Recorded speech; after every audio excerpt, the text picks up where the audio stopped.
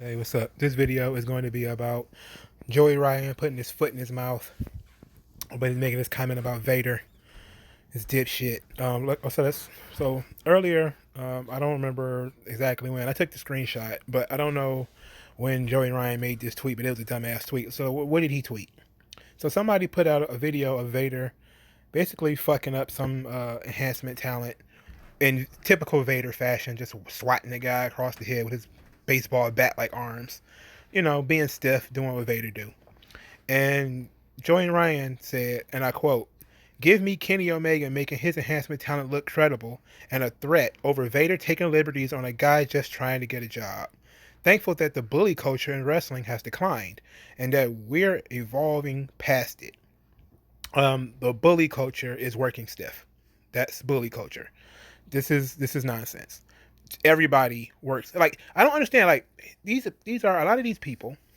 And I'm not sure Joey Ryan is one of them because I don't really follow Joey Ryan that closely. But a lot of these people claim to be wrestling fans since they were kids, right? And a lot of them are in the same age group. Like I'm in my mid 30s, so a lot of them are like my age and younger. So we kind of grew up with the concept of certain guys really just work stiff. Like I know in the territories there was guys who worked a little bit more snug, and in the sort of '90s WWF there wasn't a lot of that. And I know Vader is one of the guys that people complained about. Shawn Michaels complained about him. A lot of other, Vader ripped Mick Foley's ear off. There's a lot of nonsense that went on with Vader. So what he's saying about Vader isn't necessarily new or out of the ordinary. People have been saying that about Vader for a while, that he worked very stiff and that he was kind of rough on guys. Not that he was essentially a bully, because again, this is his style. He worked this style with everybody. And but the Joey Ryans of the world, if they're really wrestling fans, wouldn't they know that? Wouldn't they really know that, this is kind of how Vader has always worked? That Vader has always been that's his character. The character of Vader is to be, physical and violent. It's sort of like people saying Brock Lesnar is too stiff today. It's the equivalent of that. Brock's too stiff. Brock's, a bully or whatever. The Steiner brothers or another one, the World Warriors or some more. When you are a bigger guy, you kind of have to make your shit look good. Otherwise, you look like shit. Like, what is the point of being a big guy in the business if you're going to look like, I mean, I understand sometimes a bigger guy doesn't have to work with such a heavy hand, but, you know, big guys get over by making their shit look good. And sometimes making their shit look good means you have to actually hit somebody. I mean, heaven forbid somebody actually gets hit in a wrestling match. Um, but you would think that people who are supposedly fans all their lives are would recognize this and would recognize, guys, the difference between a guy working stiff and a guy taking excessive liberties. It's like, what would be an example of a guy taking excessive liberties? Okay, JBL when he sucker punched Blue Meanie, that was completely unnecessary. Okay, Shawn Michaels when he stomped Vader's head, which is ironic because it was just Shawn Michaels who was 6 feet even, barely 200 pounds, and he's kicked Vader in the head twice at SummerSlam. That those were unnecessary events.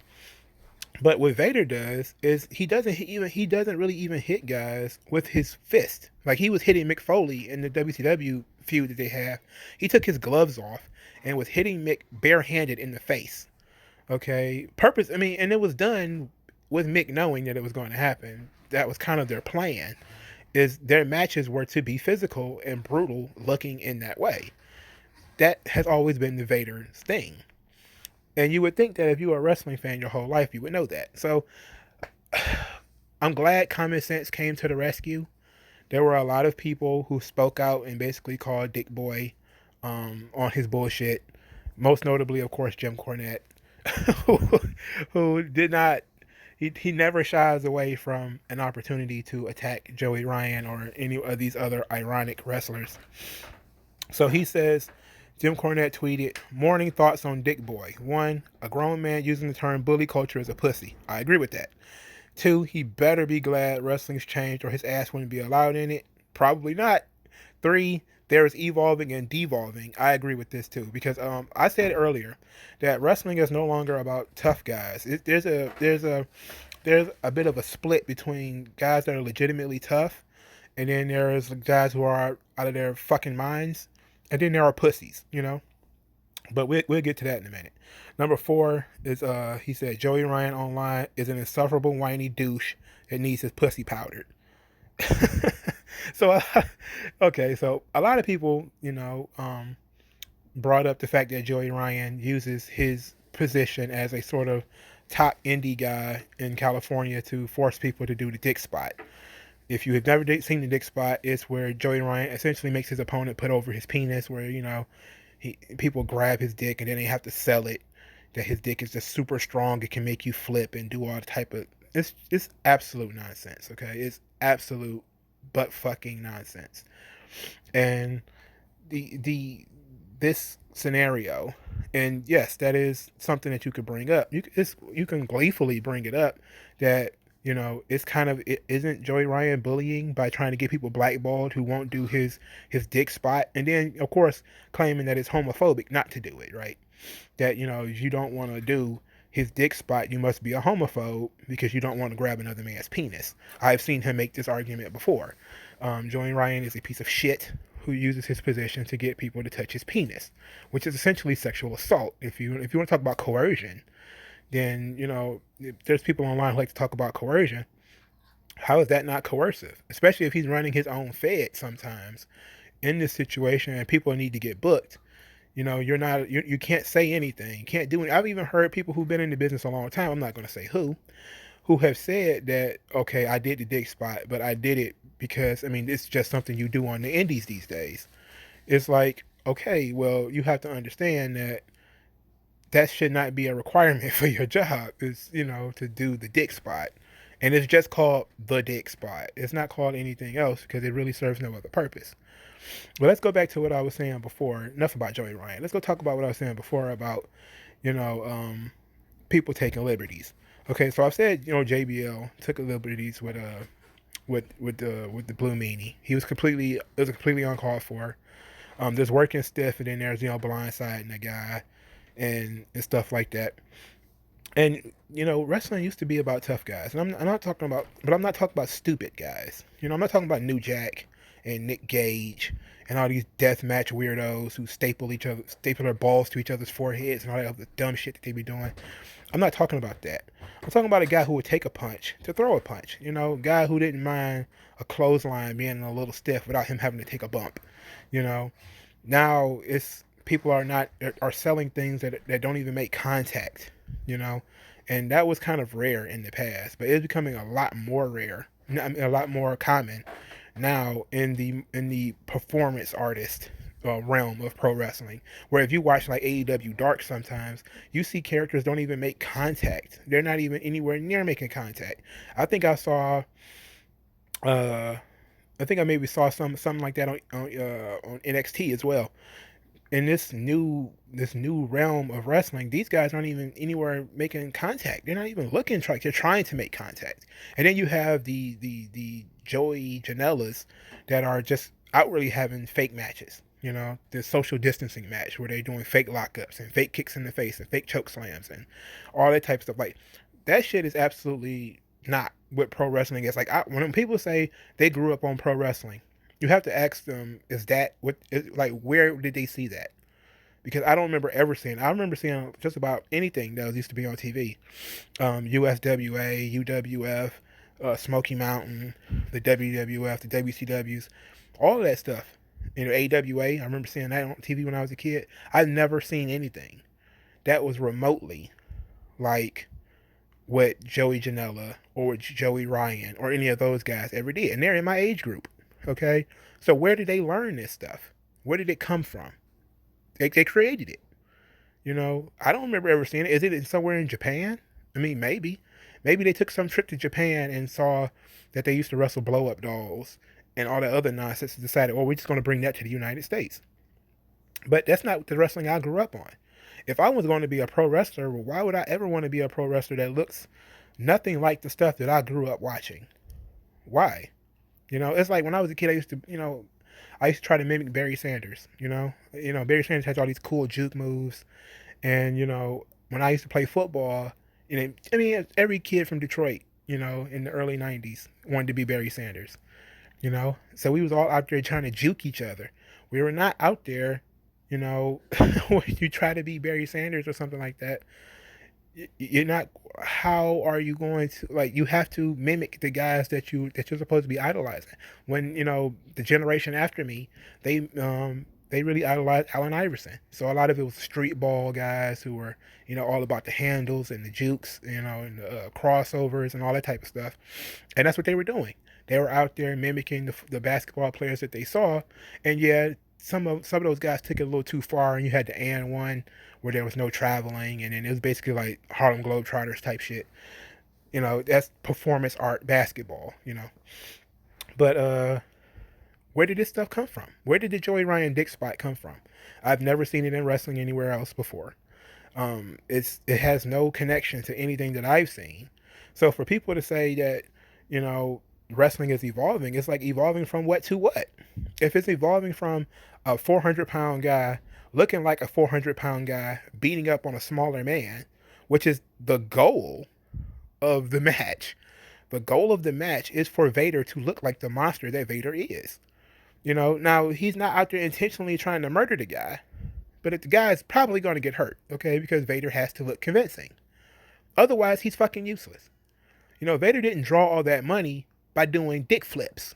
He did it by doing moonsaults.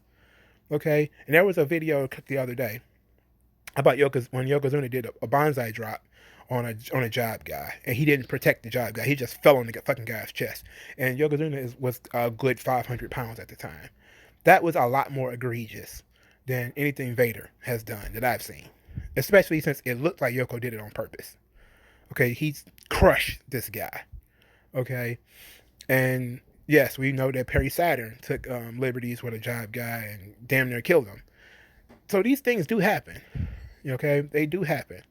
But what the fuck this got to do with Kenny Omega doing 10-minute matches with fucking jobbers? That really, how did that help? For starters, if you have to look at the purpose of an enhancement match.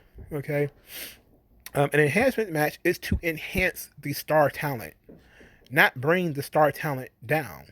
Okay, so if Vader is trying to look like a monster, he is going to chew this son of a bitch up, which means he's going to hit him hard again. The Bill Goldberg style. Hit him once, hit him twice, hit him 3 times, pin, it's over with. Okay, the guy gets little to no offense. If he does get offense, it's going to get sold a little bit, and that's it. If Kenny Omega the point is to make him look like a star, how does it make him look like a star if this other guy is kicking out of his big moves and having significant amount of offense? That doesn't make any sense. That doesn't make you look like a star. It makes you look like a fucking fool. Right? So that should be the goal of the enhancement match. The enhancement talent is meant to enhance the star of the match. So you have to ask the question again, where did these guys come from? How do they not have the simple concept of these guys work in the business? I don't, right? Why don't they understand what an enhancement match is supposed to do? Why is Brian Alvarez, who's been wrestling for 15 years, confused about why Jinder Mahal would squash Akira Tozawa in a match on Raw? Why would you be confused about that? Jinder Mahal is a former WWE champion. Why wouldn't he job Akira Tozawa out? Why wouldn't he? Because Akira Tozawa is a cruiserweight in a tournament? No. For starters, he's a Raw superstar. He just happens to be in the tournament. Okay? Second, Akira Tozawa is not a star. He's been in the company for like 5 years now. Okay? And he's never gotten above the one short cruiserweight title run that he had. And I have nothing against Akira Tozawa. I love Akira Tozawa. It's just that it just is what it is. Okay? But he has no response to why Sammy Guevara loses every other match that he's in. And I'm being told that Sammy Guevara is a future star. Yet he always fucking loses. Same thing with Kip Sabian. I'm told he's a future star, man. He doesn't fucking win. Ever. Okay? Any big match of any note that you put Sammy Guevara and Kip Sabian in, they're going to lose. But see, to me, wins and losses don't matter that much. It's all about what the story that you're trying to tell. And enhancement talents are there to tell a very specific story. That the star is a star and is a badass motherfucker who will crush you if you're, not as experienced, if you're not as big, if you're not as strong, if you're not fast enough, blah, blah, blah, right? This is the story that Vader is portraying in this vicious beatdown of God. And then Vader has also done this, his style. That's just his style. He does that to everybody. He did it to Undertaker. Okay? Now he doesn't, it's not a squash, obviously, because Undertaker's going to get his offense in. But Undertaker had to take those swats across the head just like the enhancement guy did. So was it bullying then? No. It's just the style that Vader works. Shawn Michaels had to go through the same thing. He was the fucking world champion. These people are so fucking stupid. I don't understand where they came from or where the shit that they talk about comes from. I don't get it. But Joey Ryan was rightfully ripped apart online today, and he deserved it. He's an asshole. He's a weirdo. I don't understand why people bother to follow this guy. But whatever. He plays in a sandbox that I'm not looking at. Well, I do watch Impact, but I really don't pay anything Joey Ryan does any attention. But this was especially egregious because Vader is dead. And this kind of thing is really unfair because he can't defend himself. So like this video if you liked what you heard. Leave a comment. Always welcome. Comments are almost always welcome. And I'll talk to you guys later.